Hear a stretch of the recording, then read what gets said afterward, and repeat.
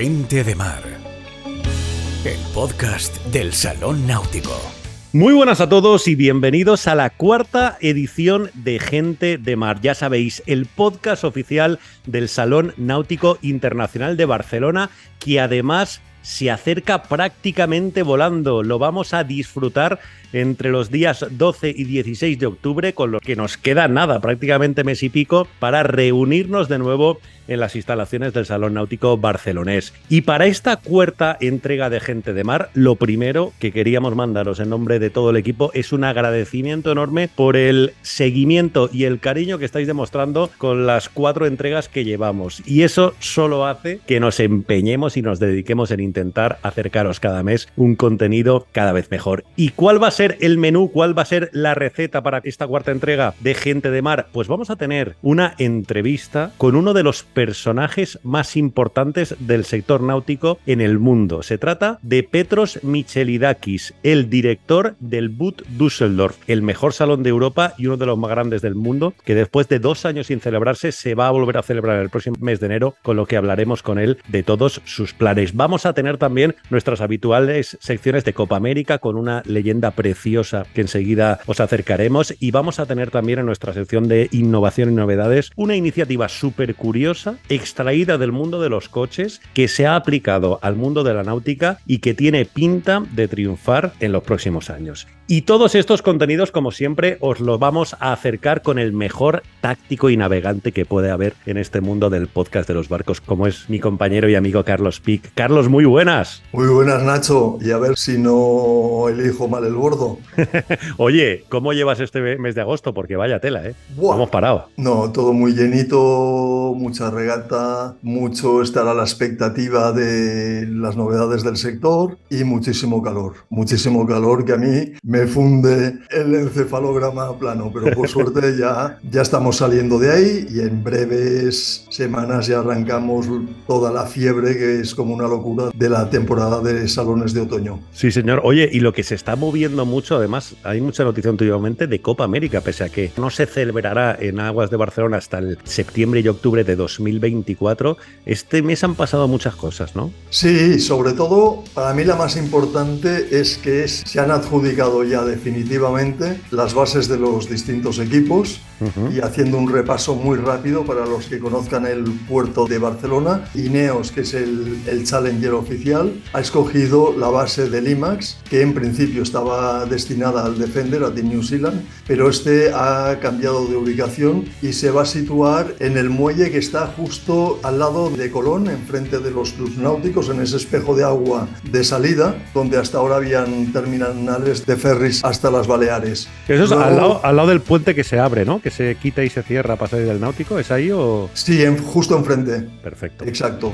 Y entonces Alinghi ha escogido la base de los antiguos cines IMAX del Mare Magnum, sí, que no tiene nada que ver con donde está ahora provisionalmente, que es donde recientemente botaron su barco, que recordemos que este barco es el primero de los 2 que construyó Team New Zealand para la anterior edición y que Alinghi ha comprado, y que al ser un equipo nuevo, pues tiene la dispensa para poder navegar unos días antes, y esto va a ser estas 2 primeras semanas de septiembre. Seguimos con las bases, Nacho.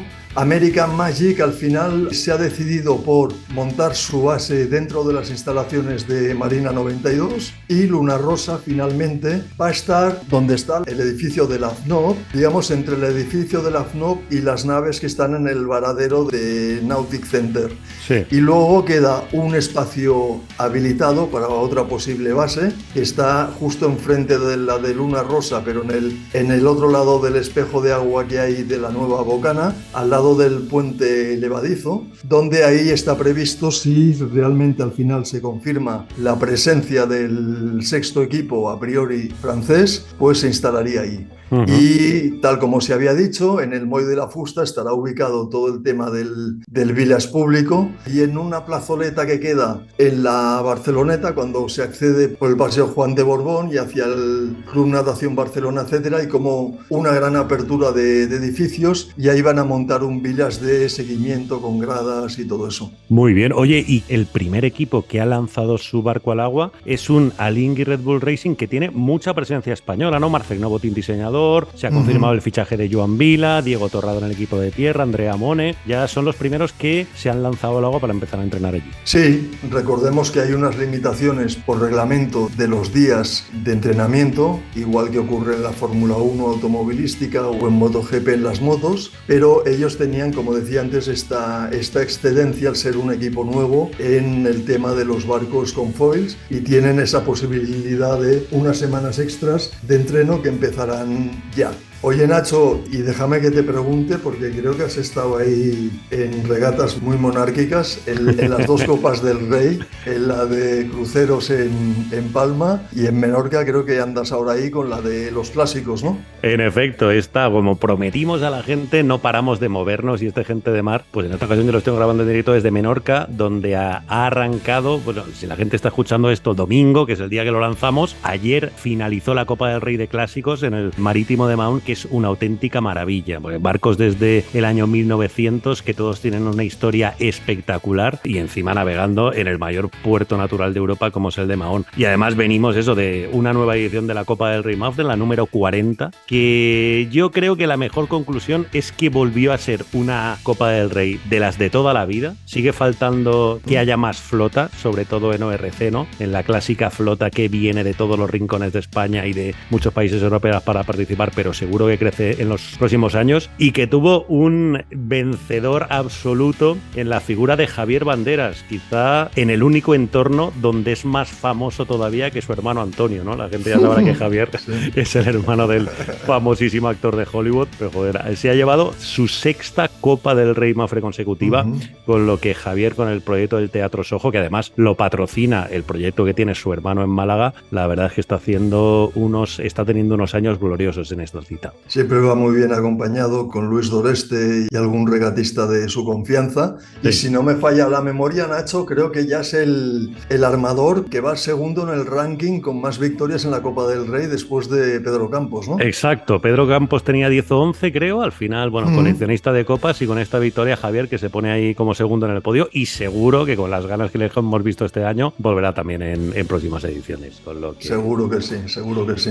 Bueno, y donde tenemos también mucha actualidad y mucho movimiento es en el sector náutico, ¿no? Has encontrado cositas muy interesantes este mes para traer a todos nuestros oyentes, Carlos. Sí, pero de todas ellas me gustaría, Nacho, destacar una, porque, a ver, agosto es un mes de ebullición. Por un lado, parte de las vacaciones, por el otro lado, muchas entregas de embarcaciones de las náuticas y algunas unidades rezagadas de los astilleros, y a la vez están ya sprintando para preparar los inminentes salones de septiembre y de octubre, tal como comentábamos antes. Pero he destacado una noticia que me ha gustado mucho. Primero por el contenido en sí de la noticia y después por el tipo de noticia. No es otra, Nacho, que por fin una empresa española del sector náutico publica sus datos económicos. ¡Hombre!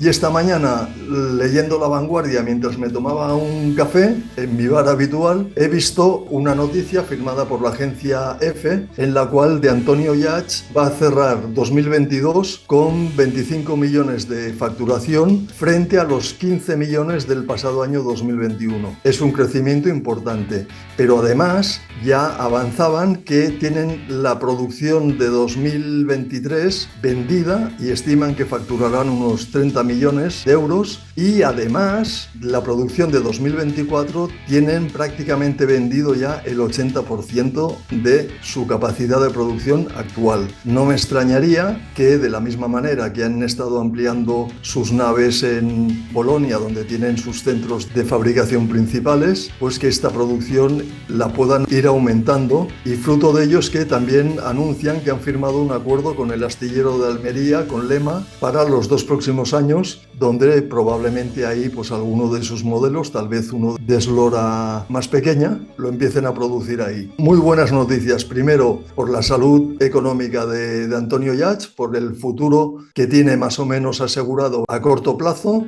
y además, sobre todo, que se publiquen estas noticias. Correcto, cómo me alegro de que le vaya tan bien a De Antonio como empresa española. Al final, qué bien nos viene que haya astilleros potentes con apuestas como la suya y cómo nos alegramos, como muy bien dice Carlos, de que lo comuniquen, de que se abran al mundo y de que compartan la potencia que tenemos en nuestro sector. Pues mira, creo que no vamos a añadir nada más porque me parece una manera inmejorable de arrancar esta cuarta edición de Gente de Mar. Gente de Mar. Arrancamos este Gente de Mar y lo hacemos hoy con una de las entrevistas que más ilusión me hacía mantener desde que arrancamos este proyecto, porque se trata de una de las personas clave en el sector náutico, ya no solo en Europa, en España y en Europa evidentemente, sino a nivel internacional. Su nombre es Petros Michelidakis y es el director de la mejor feria del mundo, en mi opinión, del Boot de Düsseldorf, el salón náutico que ha conseguido el milagro de reunir a todo el sector, incluyendo a los barcos de gran eslora, los megayates, en enero en una ciudad sin mar como es Düsseldorf. Por lo tanto, vamos a mantener la conversación en inglés, evidentemente, pero quiero saludar ya a Petros Michelidakis. Petros, good morning, how are you? I am fine. Greetings to Spain from Düsseldorf. Thank you very much, and we are very pleased to have you here. Thank you, Nacho. Okay, then, we are waiting for 2 long years to come back to be again in Düsseldorf because, as I said, you have realized one miracle in the last year, that is to have the best boat show, of course, in Europe and probably in the world, in a place in the center of Europe without the sea beside. Man, how did you manage it and how did you get it? Yes, this is a miracle. That's true, Nacho. But don't forget that it started in 1969, so 53 years ago, when we just thought about bringing together sailing people from the region, because we have many sailing clubs here in North Rhine-Westphalia, in lakes and also in rivers. Yeah. And they needed a place where to meet once a year and to exchange the community thoughts and plans. And this show started with 120 exhibitors and 3 days, and it developed to a huge show with international importance. And we are, of course, very proud. January is, of course, winter here, but from the other side, it is the start of the touristic season. It is the first show in the year worldwide. And of course, everybody is looking at Boot. From Boot Düsseldorf, it is also depending what messages the industry is getting from the public and how they can be prepared for the coming 1 or 2 years. And that's why Boot Düsseldorf is also very important, not only for the boating industry, but for the water sport industry in general. We have the biggest diving community at Boot Düsseldorf, huge sailing community, of course, motorboats and super yachts. And don't forget the surfing and surfboard community coming every year to Düsseldorf, showing new products and having 9 days fun at the show. Mm-hmm. Now we are 5 months to go to come back to Boot. What is the big picture right now? How do you see this coming back to the reality? The big picture is happiness, first of all, from our side. Nice. We are back. That is the first message I can give you. Right now, we are preparing the biggest caravanning show here in Düsseldorf, and I can see people already building up, walking around, bringing the caravans and the mobile homes inside the fairground. It will start on Friday, and it's good to be back in fairs in general, and it's good also to feel the support of the industry, of the exhibitors. I can tell you already that we will have huge halls filled completely with motorboats and sailing boats. We have new arrivals, which will be shown in Düsseldorf for the first time worldwide. I cannot tell you at this moment what exactly, because Even the producers and the shipyards doesn't want to give the information about what boats we will see. But I can tell you that in sailing boats, and this makes me very, very happy, we will see some brand new concepts also. We will see brand new concepts on the engine side from electrical propulsion and also hybrid propulsion systems. And we will have, especially in Hall 5, in the super boat hall, new brands, new boats, new concepts. And all this makes me, of course, very, very happy. We are on a very, very good way. We have 122 up right now, new exhibitors, and they alone fill about 9,000 square meters. So everything is on track, and we are really filled with happiness and very happy to go on to Boot Düsseldorf 2023. Man, I can't wait to be there, because when you were telling the sailing news, maybe it's foiling, I don't know, but it's what I have on my mind. And you're talking about improving the whole 5. I think it's impossible to improve that, because what I saw when I was there is like the best scenario for anyone who loves this kind of boats. But we will see in January. And you have conversations, of course, Petros, with the main companies in our world, no? What is your view about the nautical sector today in Europe and worldwide related to that conversations you have? First of all, we have a very positive situation. We still have a very positive situation despite the problems around us, and everybody knows about what we are talking. The shipyards are fighting. They also, of course, having some problems with the logistics and the material supply, but they are very keen to solve them, and they are solving them. And at the same time, they are developing new concepts. They use the good climate to invest in new concepts, new materials, new designs. And this is what we will see in the coming boat shows. This is what we will see at Boot Düsseldorf. And this makes us happy because it attracts also people that until now, they didn't have the big interest to enter the water sport or the boating sector. Yeah. But now they are, because Corona helped us also to find out what is really important. And important is also to have a good time with family and friends on a boat. That helped the industry a lot. But it's not only Corona, it's because the industry had started years ago to reach the clients, to reach the customers with fascinating concepts of boats, from foiling to catamarans to super boats, which are a special segment in our show. And we are really very happy to see that the investment of the shipyards has come out in a very positive way. Mm-hmm. And you said before that the big brands are waiting to tell you which kind of boats they will bring. No, I think this is a very positive feeling, because I mean they are happy and they are expecting, not just to highlight what they have. What's the mood you feel in the sector? People is happy to invest, is recovering this trust and this hope after all these difficult years? Yes, that's definitely the case. In the upper sector, in the premium sector, we see that the updraw is continuing. We see very positive signs from the industry. There is a question mark definitely in the sector of the smaller boats, which still is very attractive. But people now, with the pricing going up, they are a bit conscious. They don't know if they would like to do the next move. But from the other hand, this brings us also to the sector of chartering, which is coming up. And we saw it this year, especially in the Mediterranean. It was really difficult to find a boat for charter. People have the opportunity to go on the water, which is the first important thing for somebody who is entering this segment. And he can do it with a charter boat, and it will not cost him a fortune. And he has also the opportunity to decide later to buy a boat. So no matter of the current situation, which all of us hope that it will be solved in the coming months, there is a positive outlook for the water sports and boating sector in general. Let's talk a bit about numbers, because people will feel that I'm certainly impressed about what Boot is getting, because people will know that I was directing the Valencia Boat Show, and the last year I was really happy because I had 100 exhibitors. It was a success. Okay, let me tell you the numbers of Boot in 2020, the last edition we had.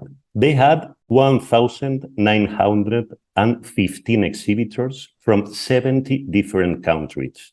And talking about visitors, they had 250,000 of visitors coming from 117 countries. Yes. Okay, Petros, with that numbers in the hand, that I won't commentate that because they talk for themselves. What can we expect for 2023? Yes, the first thing we can say is that Boot Düsseldorf 2020 was an extraordinary positive show in a very positive climate. The increase of boat sales already was shown in 2020, and Corona gave a positive hit to it. So the numbers, let's say, for our level exploded. The number of Boot Düsseldorf normally was the years before between 1,500 and 1,700 exhibitors. We had a lot of smaller exhibitors also in 2020 from the diving, from the surf, from the equipment side. Now, I can tell you that all big ones are back. A lot of the small ones are back. Unfortunately, we had also segments which suffered a lot under COVID-19, especially under the travel restrictions. And one segment which suffered most and is still suffering is the diving sector. And unfortunately, a lot of companies lost the fight with the crisis and they stopped working. Some diving bases, or not some, a lot of diving bases are not working anymore. So we will not see them back in Düsseldorf, but news companies have come up. Other companies have started joint ventures to combine forces and to be back in the market. And we will try to help them to get good reboot at Boot Düsseldorf in 2023. And we hope that all of them will be back in 2-3 years and they will find their way back. Because we had a very close connection with all these companies, and it was really heartbreaking to hear that they cannot continue with the business. But we hope that they are back. So next year, we expect less exhibitors from some segments, but we will have all 16 halls filled up. This is shown already. We are at the moment around 12% less square meters than we had in 2020. But we still have time until October, November, and still applications are coming in, and we are very positive to have a beautiful show in January 2023. Okay, one of the better things you do, I think, in my opinion, is all the information you provide for the people, for the possible exhibitors, for the visitors. I remind visiting the interactive plan. You have the map, you have on your website with all the halls. You can click inside every little stand to check who is there. I think people who is listening to us and have played with that will remind that perfectly. And you provide a lot of data. I have here like an overview of what Boot 2020 was, that I will leave in the comments of the podcast later for the people who want to check. But there is really, really nice information. For example, 40% of the people who goes to Boot admits to be interested in sailing boats. It's really light for sailing, this information. Yes, that's true. That's true. Yeah, sailing, motorboating, and diving are our strongest visitor groups. That's true. Yes. Okay, and another data that it's not surprising, but maybe is a data to work on it, is that more than 70% of the visitors are older than 40. Yes, that's also true. What can we do about that, just to get the 30th, richest, or not richest, passion about sailing and about the sea, just to increase the number and make it a little bit lower? We have already started 10 years ago to go for, let's say, for a younger target group. Yeah, but the point, Nacho, is that the habits are changing. This is also seen in the water sports. The average age of the visitors at Boot in 2016 was 48. Wow. And we managed to get it to 46 in 2020. That was a huge, good development. How did we do that? We started a campaign especially for young people, and we started with activities for younger people at Boot Düsseldorf. So what we did was, for instance, bringing the wave. Yeah. Was bringing a lot of young people to Boot. They saw what they can do. It was very attractive. It was very much fun. And that was also our purpose, to bring younger people here and to attract them to water sports. No matter if they start with stand-up paddling or surfing or diving, the connection to the water was the first important target. And we reached it. And people from that, let's say, generation came up later, say, okay, now I'm windsurfing, now I try sailing. When they get a bit older, they say, okay, now I cannot use a sailing boat anymore, I buy a motorboat. So the development and the connection to the water is the important thing. And I think that Boot Düsseldorf, all the years, has done a very good job in bringing new people to water sports. And this is remaining our targets, because this is our future. Yeah. And you know that we have the flat water pool for the optimists, and small children can come. Amazing. Where else can you do it in January? Just to have a look and see, is it working for my children or is it not working? Yeah. And then also the clubs are helping us a lot with special, let's say, activities for younger people. And of course, they are again connected to Boot Düsseldorf. And every year we are trying to increase the number of water sport people. And we are very happy to have this position. Okay, and we were talking about numbers. It's really nice that Spain is in the list of the best 10 countries visiting Boot Düsseldorf, with a 3% of the people that went there. But I think we in Spain can do it better, because we love the proposals you are doing there. And we have an amazing sector, not only talking about the general nautical sector, motors, engines, boats, etc., but talking about tourism, because we are a really strong country in the world in that. What do you think about Spain in the nautical business, and how do you see our future and our possibilities to grow helped by Boot? It is a very good question, because what we need to highlight is the value of the nautical tourism for every country, for every government, especially in Europe, especially around the Mediterranean, Nacho.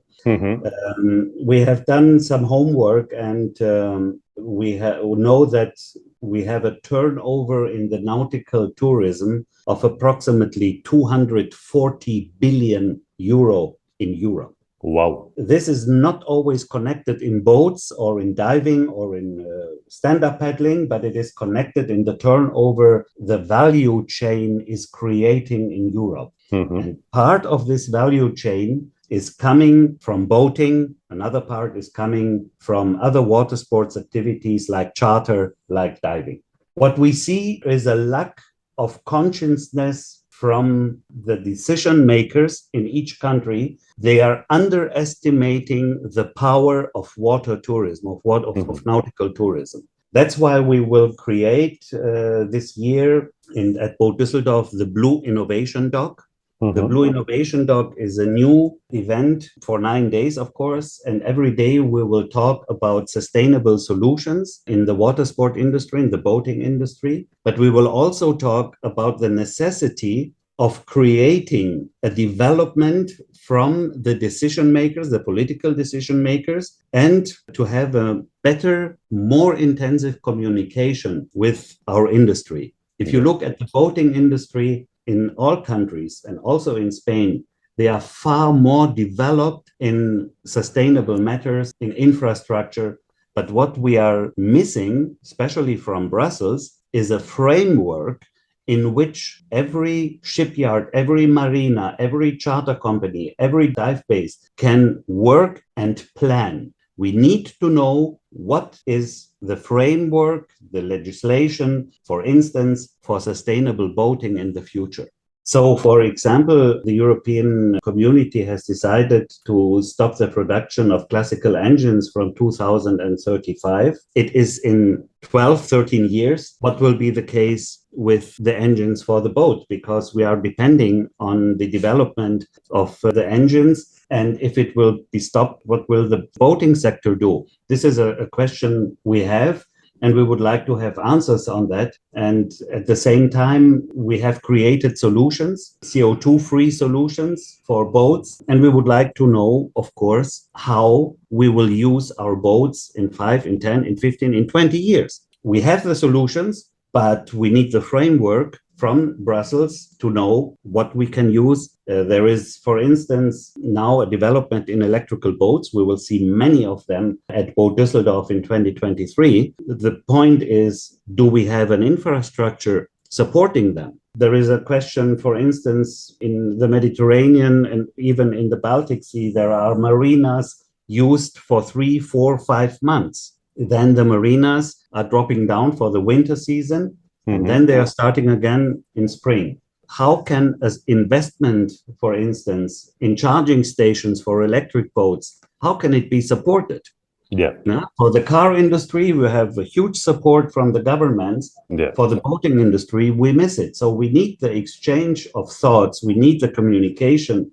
And that's why we have been partnering with the European boating industry. They are coordinating the Blue Innovation Doc. And we will definitely invite politicians from Europe. We will invite people from the European Union in Brussels, being, of course, responsible for this topic, to explain them what the industry needs. And hopefully, we will find solutions which will help the industry getting prepared for the future. I believe that Spain can contribute a big part to the development of the nautical tourism because there is a already developed infrastructure, for instance, regarding marinas on the islands. That is one part. On the peninsula, that is definitely a part where also other countries of the Mediterranean can develop a better infrastructure. But in general, Spain is a very attractive country for boating.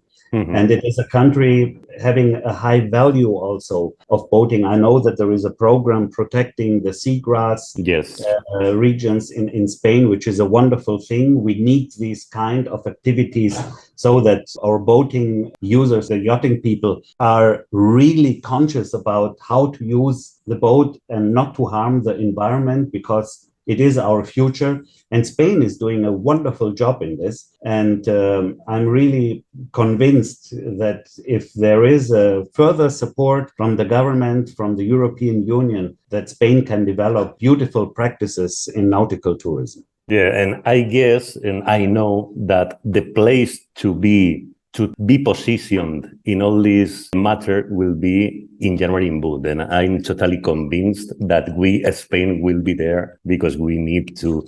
Okay, then I need to question, of course, because this is the official podcast of Salón Náutico Internacional de Barcelona, about your view about Barcelona, and to question you if you plan to be here visiting or maybe having some days here checking out how we are.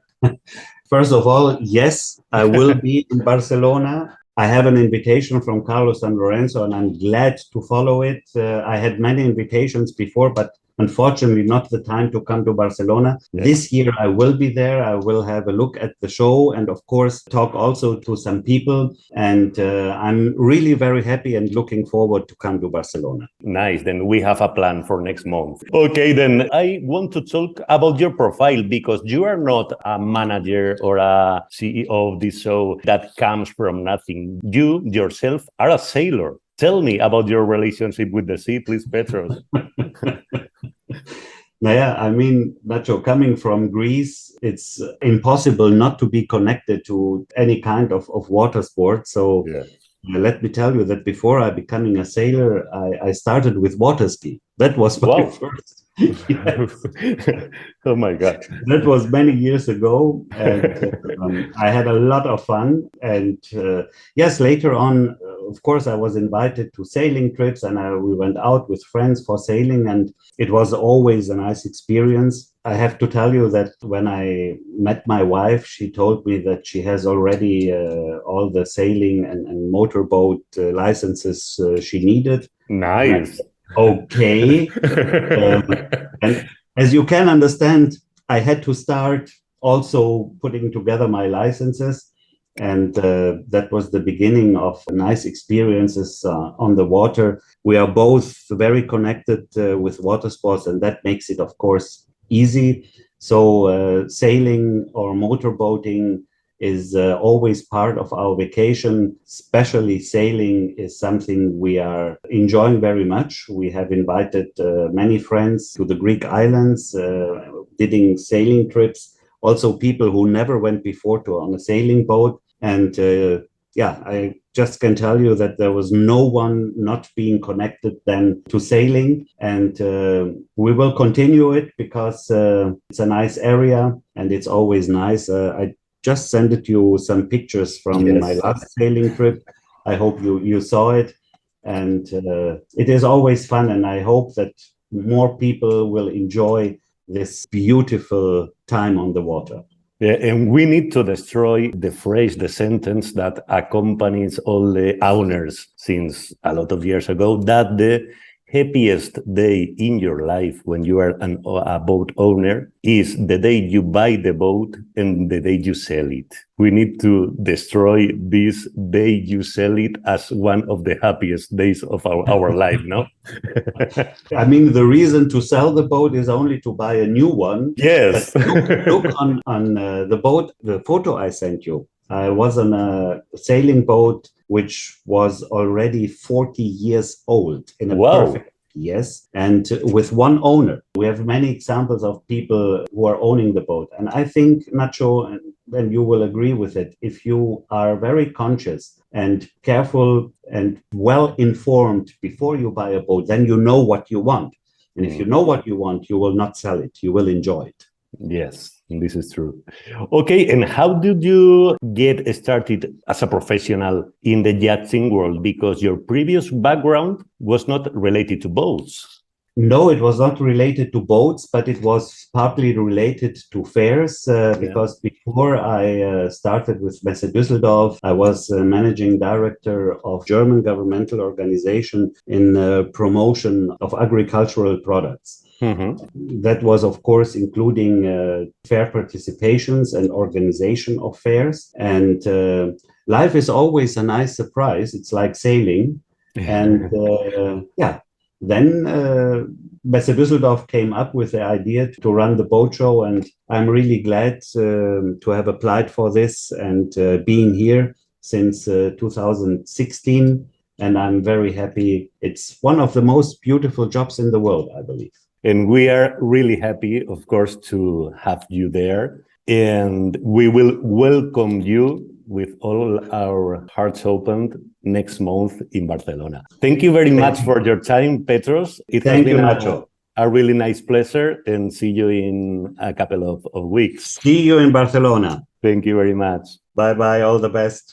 Aquí tienen a uno de los personajes más importantes del mundo de la náutica, el director de Boot Düsseldorf Petros Michelidakis, que nos ha ayudado a entender y a palpar cómo está el sector náutico hoy en día, y la verdad es que tiene toda la pinta que nos esperan unos meses maravillosos. ¡Seguimos! Gente de Mar.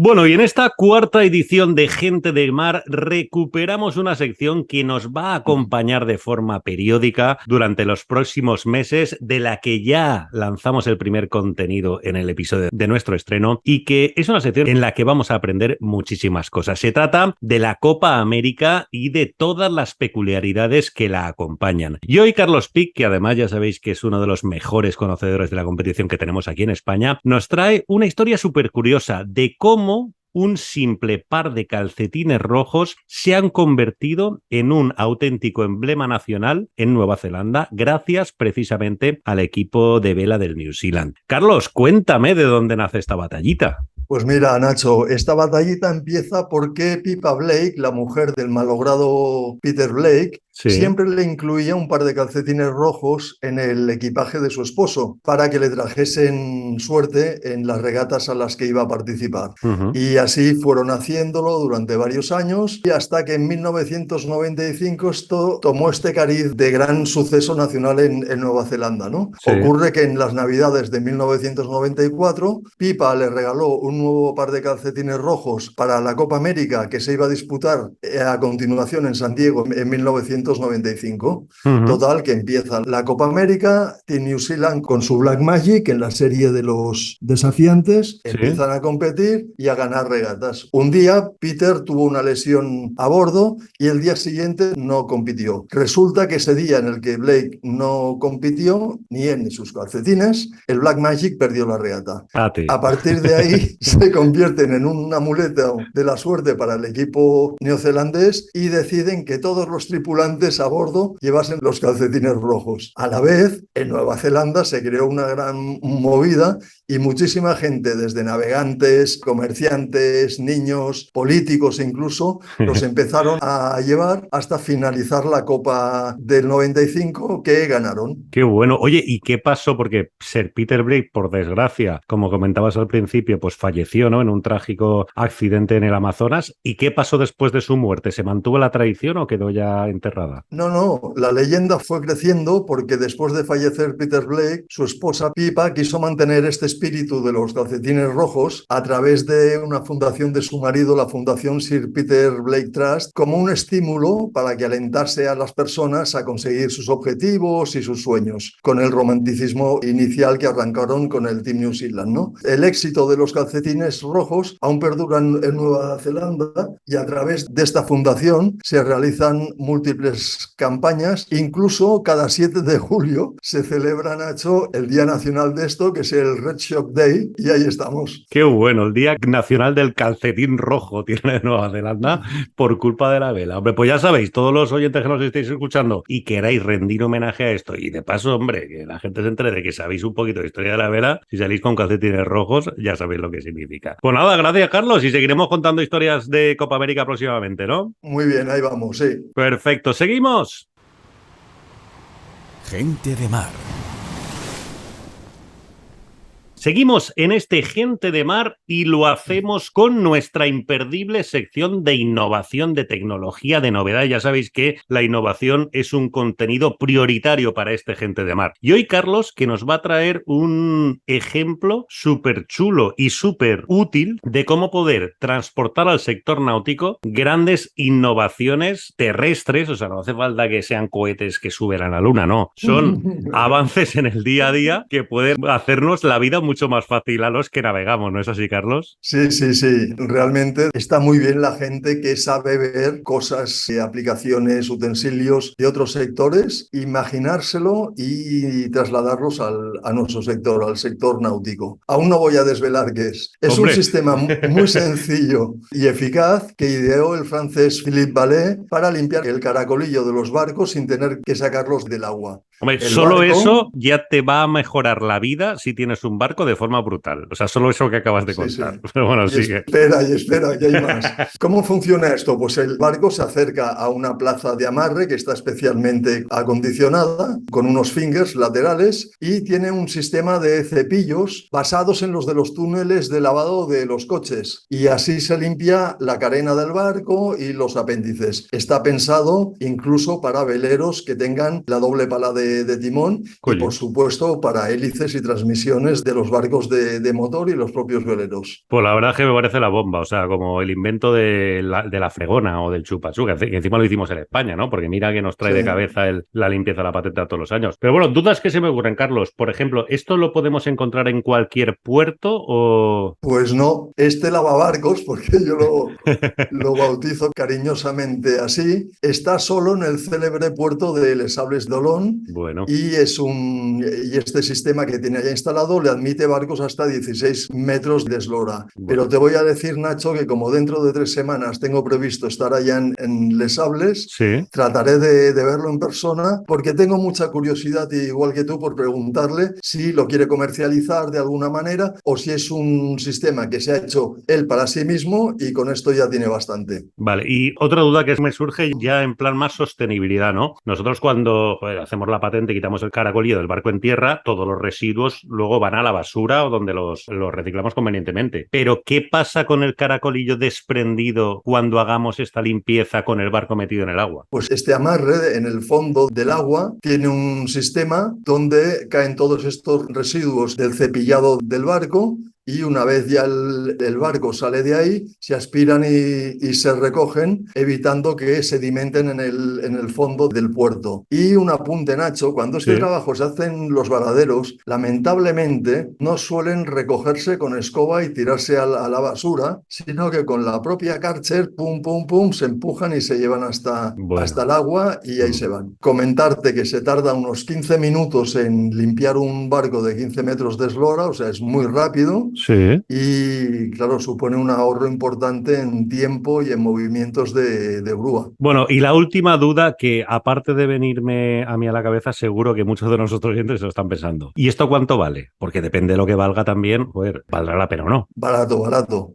Sí, yo he estado mirando en su web y hay un escalado de precios por las loras, lógicamente, cada metro y medio va subiendo un poquito el precio, pero además del precio de un servicio, tiene unos bonos de descuentos para 3 cepillados, incluso un forfait anual que tú lo pagas una vez al año y lo puedes limpiar tantas veces como quieras en el periodo de estos 12 meses. Para que te hagas una idea, un barco de 12 metros por una sola limpieza paga 130 euros. Pues por un bono de 3 paga 325, que es un poquito menos de 110 euros por cada una de las 3 limpiezas, y el forfait anual le costaría 1.150. No tengo los precios, pero si calculas el precio de un movimiento de grúa, de subirlo y bajarlo, como decía aquel, no hay nada más que decir. Sí, a lo mejor la comparativa sería con un buzo, ¿no? ¿Qué es lo que cuesta un buzo por hacerte toda la... que también se suele recurrir a ellos, ¿no? Cuando no lo sacas fuera del agua. Pero bueno, joder, la verdad es que es una idea maravillosa y si funciona, o sea, si deja el barco bien, yo creo que aquí hay... Seguro, porque esto ya lleva unos meses funcionando en marcha, incluso he podido ver algún vídeo y como te decía antes, espero verlo en directo ahí. Sí. Y cuando volvamos a hablar de esto, a ver si cojo información de un buzo de mi buen amigo Alexis y me comenta más o menos sus tarifas. Fenomenal. Oye, pues me encanta el ejemplo que nos has traído esta semana en esta sección de la innovación, porque no toda la innovación tiene que ser hacer cosas tecnológicas para el mañana. Este tipo de cosas que podemos aplicar hoy en día ya y que van a mejorar nuestra vida como navegantes, también nos encanta acogerlas en este Gente de Mar. ¡Seguimos! Gente de Mar.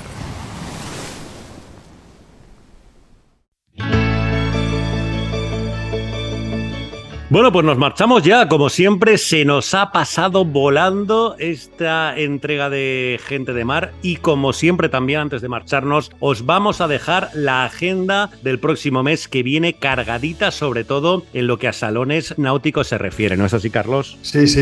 Hemos repetido por activa y por pasiva en este mismo episodio de Gente de Mar que empezaba ahora toda la batería de salones y aquí voy muy rápido. El primero es el de Cannes, se celebra del 6 al 11 de septiembre en la Costa Azul francesa y es el salón más importante de Francia, por supuesto, y de los que son con muestra flotante. A continuación se celebra en Inglaterra, en Southampton, del 16 al 25 de septiembre, que es un salón importante, también tiene muestra flotante y es muy importante para los astilleros británicos, que tal vez algunos de ellos no se conozcan tanto en España. El tercero es el de Génova, muy potente y quedó recuperado recuperando un poco tras unos años de crisis mucho peso. Tiene una parte a flote también y otra parte muy importante en tierra, donde está toda la industria italiana representada, que es muy, muy potente, además de marcas extranjeras. Para los más románticos, en La Rochelle se celebra un año más el Gran Pavois del 27 al 2 de octubre, que es el salón especializado tal vez en vela y donde se pueden encontrar esos barcos de producciones pequeñas que no es habitual poderlos ver en otras muestras. Y por último, Nacho, el de los superyates, en la cita anual que tienen en Mónaco del 28 de septiembre al 1 de octubre. Y aunque no se celebre en septiembre, sí me gustaría destacar la noticia de que Metz, que es el mítico salón de los accesorios, que es único, no hay otro como este en todo el mundo y que está reservado a visitantes profesionales, acaba de abrir ya la solicitud de entradas online en su página web y, para que os hagáis una idea, cuenta con 1.400 expositores, que es tela marinera.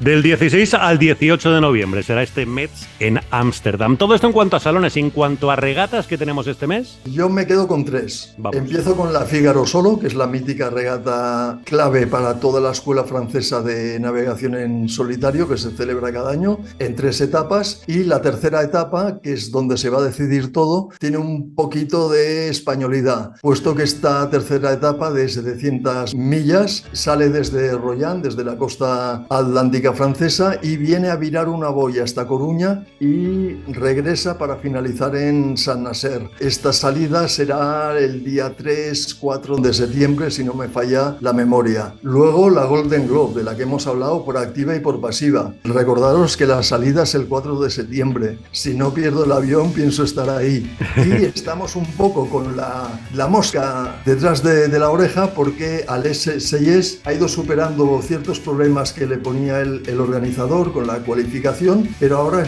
justo cuando la terminó, se ha encontrado con un atasco monumental. Es que él tenía previsto cambiar su mástil y le mandó un mensaje mientras él estaba haciendo la calificación, la fábrica, que está en La Rochelle, diciendo que cerraban por vacaciones y que el mástil estaba ahí dentro. Y Alex está peleando como si fuera un Quijote contra los molinos de viento para ver qué forma tiene de entrar o que le abran la fábrica y poder sacar el mástil de ahí. Y para cerrar, la penúltima cita de la temporada de las 52 Super Series, que se disputará en Scarlino, en la Toscana italiana, del 26 al 30 de septiembre, antes de la última cita, que será en Barcelona el siguiente mes. Bueno, y antes de marcharnos, el newsletter, que lo tendremos ya calentito para que toda la gente se suscriba, ¿no? Este mes también. Sí, se me había olvidado. Suerte que tienes buena memoria, Nacho.